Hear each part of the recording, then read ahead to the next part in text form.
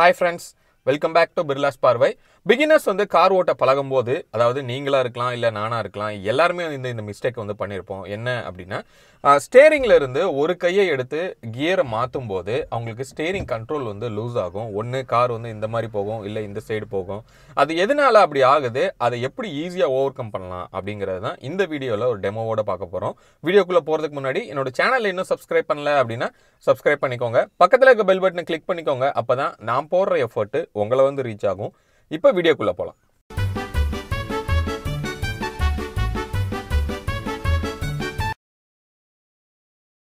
Friends, இந்த மாதிரி ஸ்டீரிங்ல இருந்து ஒரு கையை எடுக்கும்போது நமக்கு கண்ட்ரோல் லூஸ் ஆகிறதுக்கு ரெண்டு முக்கியமான காரணம் இருக்கு. அதுல நம்பர் 1 என்ன அப்படின்னா, இப்போ நம்ம வந்து ஸ்டீரிங் எப்படி நம்ம ஹோல்ட் பண்ணிருப்போம் அப்படின்னா 10 and 2 பொசிஷன்ல தான் வந்து இப்படி நம்ம ஹோல்ட் பண்ணிருப்போம். ஸோ இந்த மாதிரி நம்ம ஹோல்ட் பண்ணி டிரைவ் பண்ணிட்டு இருக்கும்போது நமக்கு எப்போ கியர் மாற்றணும் அப்படின்னு தோணுதோ அப்போ நம்ம என்ன பண்ணுறோம், இந்த இடது கையை வந்து நம்ம கியரில் வச்சுட்டு நம்ம என்ன பண்ணுறோம், கியரை வந்து இப்படி சேஞ்ச் பண்ணுறோம் இல்லையா? அப்படி சேஞ்ச் பண்ணும்போது என்ன ஆகுது அப்படின்னா, பேசிக்காகவே ஒரு ஹியூமனோட மென்டாலிட்டி படி இப்போ நம்ம கை ஒரு கை வந்து ப்ரெஷர் வந்து உதாரணத்துக்கு இடது கை வந்து நம்ம எந்த பக்கம் ப்ரெஷர் கொடுக்குறோமோ அதுக்கு ஆப்போசிட் சைடு வந்து என்ன ஆகும், வலது கை வந்து நமக்கு ப்ரெஷர் கொடுக்கும். அதாவது நம்ம வந்து இப்படி ப்ரெஷர் கொடுக்குறோம் அப்படின்னா ஆட்டோமேட்டிக்காக என்ன ஆகும் அப்படின்னா இந்த கை வந்து இப்படி உள்ளே தள்ளுறதுக்கு தான் வந்து நமக்கு ட்ரை பண்ணும். அது நீங்கள் கண்டிப்பாக நீங்கள் நிறைய இடத்துல நீங்கள் ஃபேஸ் பண்ணியிருக்கலாம். அதே மாதிரியே இந்த இடது கை வந்து இப்படி நம்ம வந்து வெளியில் நோக்கி இப்படி நான் தள்ளுறேன் அப்படின்னா கண்டிப்பாக இந்த கை என்ன பண்ணும் அப்படின்னா இப்படி ஆப்போசிட்டில் இப்படி போகிறதுக்கு ட்ரை பண்ணும். அப்போது நம்ம வந்து ஸ்டீரிங் இப்படி நல்லா இப்படி ஹெவியாக பிடிச்சிருக்கோம். அப்போ நான் என்ன பண்ணுறேன், இந்த கியர் ஃபஸ்ட் கியரோ இல்லை ஏதோ நான் போட்டக்கு என்ன பண்ணுறேன், இப்படி பின்னாடி தள்ளுறேன் இல்லையா? ஸோ அப்படி பின்னாடி தள்ளும் போது என்ன ஆகும், இந்த கை இந்த பக்கம் போகுது அப்படின்னா இந்த கை வந்து இப்படி வெளியில் போகிறதுக்கு தான் ட்ரை பண்ணும். ஓகே, அப்படி போகும்போது என்ன ஆகும், நீங்கள் ஸ்டீரிங் அழுத்தி பிடித்திருக்கும் போது அந்த ஸ்டீரிங்கோட சேர்த்து அது என்ன ஆகும், லைட்டாக வந்து இப்படி டிஃப்ளெக்ட் ஆகும். நீங்கள் டிரைவிங்கில் கிட்டத்தட்ட ஒரு 30 கிலோமீட்டரோ இல்லை 40 கிலோமீட்டர் ஸ்பீடில் நீங்கள் போகும்போது இப்படி ஸ்லைட்டாக நீங்கள் வந்து டிஃப்ளெக்ட் ஆனால் கூட கார் வந்து என்ன ஆகும் அப்படின்னா பெருசாக உங்களுக்கு டீவியேட் ஆகி ரோட்ல இருந்து வெளியில் போகும். சரியா? அப்போ அதே மாதிரியே இந்த கியரை வந்து இப்போ நீங்கள் ஒரு 3rd கியரில் இருக்கீங்க அப்படின்னா 5th கியருக்கு போகிறீங்கன்னு வச்சுக்கோங்க. அப்போ என்ன ஆகும், இப்படி உள்ள அதாவது கையை வந்து இப்படி உள்ளே புஷ் பண்ணுறீங்க. அப்படி புஷ் பண்ணிங்கன்னா ஆட்டோமேட்டிக்காக இந்த கையை என்ன பண்ணும் அப்படின்னா இப்படி உள்நோக்கி தள்ளும். அப்படி தள்ளும் போது என்ன ஆகும், இந்த ஒரு டிஃப்ளெக்ஷன் வந்து உங்களுக்கு கிரியேட் ஆகும். சரியா? இது வந்து ரொம்ப ஒரு முக்கியமான ஒரு ரீசன். அப்போ இதுல இருந்து எப்படி நம்ம ஓவர் கம் பண்றது அப்படின்னு பார்த்தீங்கன்னா, நீங்க ஸ்டீரிங்கை இப்படி நம்ம ஓரளவுக்கு நல்லா ரிஜிடாக தான் நம்ம பிடிச்சிட்டு வண்டி ஓட்டுவோம். அப்போ நீங்கள் கியர் மாற்றும் போது ஒரு கையை நீங்கள் எடுத்துட்டீங்க அப்படின்னா இந்த கையை வந்து ரொம்ப அப்படி டைட்டாக வந்து இப்படி நீங்கள் பிடிக்கக்கூடாது. நீங்கள் ஒரு கை இங்கே போயிடுச்சு அப்படின்னா ஆட்டோமேட்டிக்காக இந்த கை வந்து ஓரளவுக்கு ஜென்ட்லாக, அதாவது இந்த மாதிரி இப்படி பிடிச்சிக்கணும். அப்படி பிடிச்சிட்டிங்கன்னா நீங்கள் கியர் மாற்றும் போது எந்த விதமான ஒரு டிஃப்ளெக்ஷனும் உங்களுக்கு என்ன பண்ணாது அப்படின்னா ஸ்டீரிங்கில் வராது. Okay, right. ரெண்டாவது இஷ்யூ என்ன அப்படின்னா, நிறைய பேர் வந்து கியரை மாற்றும் போது என்ன பண்ணுவாங்க, இப்போ நான் வந்து இப்போ என்ன கியர் மாற்றுறேன் அப்படின்னு சொல்லி இப்படி என்ன பண்ணுவாங்க, திரும்பி இப்படி பார்ப்பாங்க. சரியா? இப்படி பார்க்கும்போது என்ன ஆகும் அப்படின்னா உங்களோட கான்சன்ட்ரேஷன் வந்து கம்ப்ளீட்டாக உங்களோட கியருக்கு போயிடும். நீங்கள் ரோட்ல இருந்து உங்களோட கான்சன்ட்ரேஷனை கம்ப்ளீட்டாக விட்டுருவீங்க. அப்படி விடும்போது என்ன ஆகும் அப்படின்னா உங்களோட ஸ்டீரிங் கண்ட்ரோல் இல்லாமல் ஒரு பக்கம் வந்து திரும்பும். சரியா?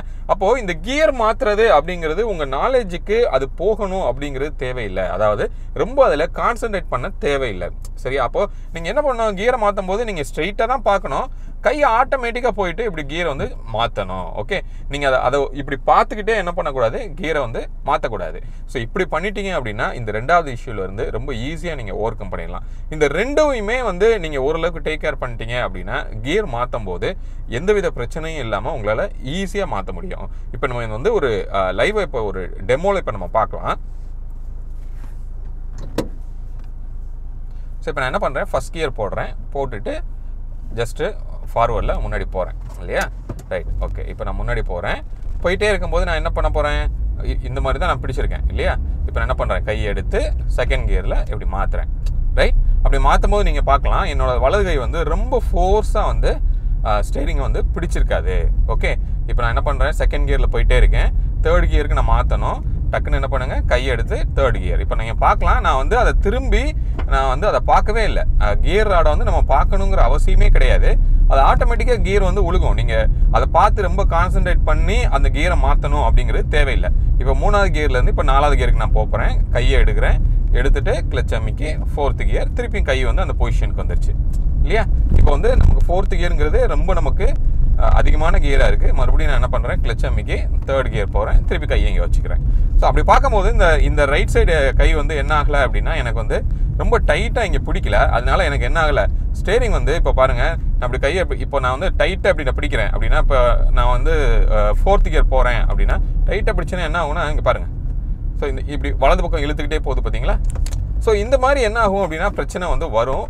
அது வந்து மேபி நீங்கள் எக்ஸ்பீரியன்ஸ் ஆனதுக்கப்புறம் இதை நீங்கள் ட்ரை பண்ணால் கூட இந்த பிரச்சனை வராது. ஆனால் நீங்கள் பிகினர்ஸாக இருக்கும்போது கண்டிப்பாக இந்த பிரச்சனை வந்து உங்களுக்கு வரும், ரைட்?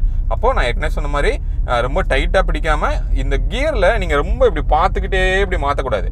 நீங்கள் கியரை வந்து இப்போ நீங்கள் கை இப்படி வச்சுருக்கீங்க, போயிட்டே இருக்கும்போது ரொம்ப கேஷுவலாக அப்படி எடுத்துகிட்டு இப்படி மாற்றிடணும், சரியா? அடுத்தது இப்படி போயிட்டே இருக்கிறோம், ஃபோர்த்து கியர் போகணும் அப்படின்னு நினைக்கிறோம், சான்ஸ் கிடைச்சது அப்படின்னா நல்லா ரைஸ் பண்ணிவிட்டு ஸ்டேரிங்லேருந்து ஒரு கையை எடுத்து அப்படி ஃபோர்த்து திருப்பி கையை இங்கே வச்சுக்கிறோம், சரியா? அதே மாதிரியே கியர் அந்த மாற்றுற டைம் வந்து ரொம்ப ஷார்ட்டாக இருக்கணும். இப்போ நீங்கள் வந்து இப்போ நான் வந்து செகண்டில் போயிட்டுருக்கேன், தேர்டு மாற்றணும் அப்படின்னு நினைக்கிறேன். என்ன பண்ணக்கூடாது, இப்படி யோசித்து இப்படி பண்ணிட்டு இப்படி யோசிச்சுட்டே இருக்கக்கூடாது. டக்குன்னு கை எடுக்கணும், கியரில் வைக்கணும், தேர்டு, அவ்வளோதான், டக்குன்னு இங்கே வந்துடணும் கை. ஸோ இந்த டைம் வந்து ரொம்ப கம்மியாக இருக்கணும். நீங்கள் அதிகமான நேரம் வந்து ஸ்டேரிங்கில் இருந்து கையை எடுத்துட்டு நீங்கள் வந்து கியரை மாற்றக்கூடாது. ரொம்ப சீக்கிரமாக வந்து இப்படி எடுத்து நீங்கள் இப்படி மாற்றிடலாம், சரியா? ஸோ அந்த மாதிரி இந்த டைமையும் நீங்கள் ரெடியூஸ் பண்ணிக்கோங்க, ரைட்? ஸோ இந்த மாதிரி ஒரு மெத்தடை நீங்கள் ஃபாலோ பண்ணீங்க அப்படின்னா கண்டிப்பாக இந்த நம்ம கியரை மாற்றும் போது நீங்கள் வந்து டிஃப்ளெக்ட் ஆகி போகிறத நீங்கள் ஈஸியாக உங்களால் என்ன பண்ண முடியும் அப்படின்னா அவாய்ட் பண்ண முடியும், சரியா? ஸோ இப்போ நம்ம என்னென்ன பார்த்துருக்கோம் அப்படின்னா, ரெண்டு முக்கியமான காரணத்தினால நமக்கு வந்து ஸ்டேரிங் வந்து டிஃப்ளெக்ட் ஆகும். நம்பர் 1 வந்து என்ன அப்படின்னா, ரொம்ப டைட்டாக நீங்கள் ஹோல்டு பண்ணிவிட்டு நம்ம கியரை வந்து ஒரு பக்கம் நம்ம புஷ் பண்ணும்போது என்ன ஆகும், அதுக்கு ஆப்போசிட்டில் வந்து இந்த கை வந்து ஃபோர்ஸ் கொடுக்கும், அதனால் ஸ்டேரிங் டிஃப்ளெக்ட் ஆகும். ஸோ அதை அவாய்ட் பண்ணுறதுக்கு என்ன சொல்லியிருக்கேன், ரொம்ப ஈஸியாக பிடிங்க, ஸ்டேரிங்கை வந்து ரொம்ப லைட்டாக பிடிங்க. கியரை மாற்றும் போது பிடிச்சிட்டு நீங்கள் கியரை மாற்றினீங்க அப்படின்னா உங்களுக்கு அந்த பிரச்சனையில் வந்து ஈஸியாக நீங்கள் அவாய்ட் பண்ணலாம். நம்பர் 2 வந்து நீங்கள் கியர் போடும்போது இப்படி கியர் பார்த்துக்கிட்டே நீங்கள் என்ன பண்ணக்கூடாது, கியர் போடக்கூடாது. அப்படி போட்டிங்கன்னா என்ன ஆகும், கார் பாருங்கள் ஒரு பக்கமாக அது போகிற மாதிரி நமக்கு சூழ்நிலை கிரியேட் ஆகும், ரைட்? ஸோ அதை வந்து அப்படி பார்க்காம ஸ்ட்ரெயிட்டாக பார்த்துக்கிட்டு நீங்கள் என்ன பண்ணணும், கியர் போடணும், ரைட்? நம்பர் 3 வந்து இந்த கியரை மாற்றுற அந்த டைம், ஸோ இதை வந்து ரொம்ப குயிக்காக வந்து நீங்கள் பண்ணிடணும். இப்போ வந்து நான் வந்து இப்போது தேர்டுக்கு மாற்றணும் அப்படின்னு நான் நினைக்கிறேன் அப்படின்னா, கை எடுங்க, கிளச் அமுக்குங்க, தேர்ட் போடுங்க, திருப்பி ஸ்ட்ரைட்டு வந்துடுங்க, இவ்வளோதான், ரைட்? ஸோ இந்த மாதிரி ரொம்ப குயிக்காக உங்களோட ரியாக்ஷன் டைம் வந்து இருக்கணும். ஸோ இதெல்லாம் இருந்தது அப்படின்னா ரொம்ப ஈஸியாக உங்களால் என்ன பண்ண முடியும், இந்த இஷ்யூலேருந்து ஓவர் கம் பண்ண முடியும். இப்போ உங்களுக்கு ஒரு நல்ல ஐடியா கிடச்சிருக்கும். கியரை மாற்றும் போது நம்ம இன்னொரு கையை வந்து எப்படி வச்சுருக்கணும், எப்படி வந்து கியரை மாற்றும் போது நடக்கிற இந்த டிஃப்ளெக்ஷனை வந்து எப்படி நம்ம ஈஸியாக வந்து இதை ஓவர் கம் பண்ணலாம் அப்படின்னு சொல்லி. ஹோப் இந்த வீடியோ உங்களுக்கு யூஸ்ஃபுல்லாக இருந்திருக்கும் அப்படின்னு நினைக்கிறேன். உங்களுக்கு யூஸ்ஃபுல்லாக இருந்தது அப்படின்னு நீங்கள் ஃபீல் பண்ணிங்கன்னா உங்கள் ஃப்ரெண்ட்ஸோட ஷேர் பண்ணுங்கள். மீண்டும் அடுத்து வேறு ஒரு வீடியோவில் உங்களை வந்து சந்திக்கிறேன். அது வரைக்கும் உங்களிடமிருந்து விடைபெறுவது உங்கள் பிர்லா. பாய்.